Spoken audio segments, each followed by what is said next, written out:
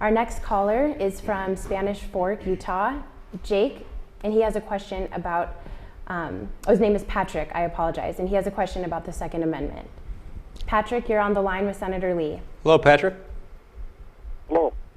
I have a question. Second Amendment says that the right to bear arms shall be uninfringed, but yet our president seems to think that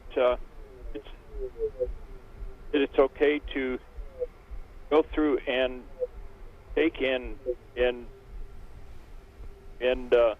allow people different groups of people to be exempt from the Second Amendment, like people on Social Security disability.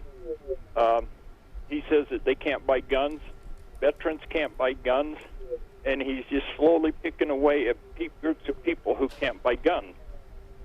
And what's going to be done about him and his tyranny on the Second Amendment? Thank you for your question.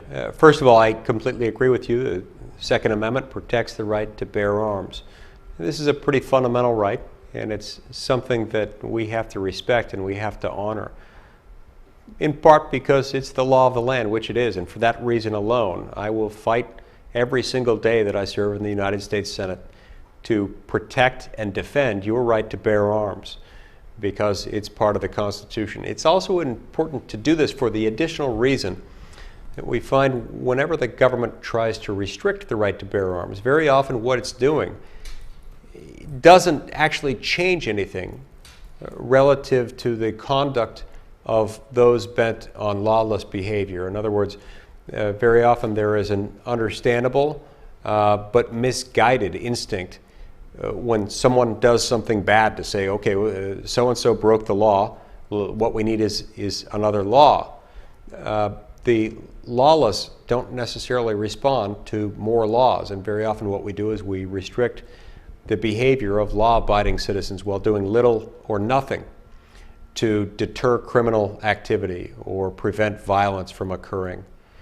Now, the president, as you point out, has no authority to simply arbitrarily take that right away from veterans or from people simply because they're collecting a disability insurance or something like that. Those are things that the president doesn't have the right to take away, and they're things that Congress doesn't have the right to take away.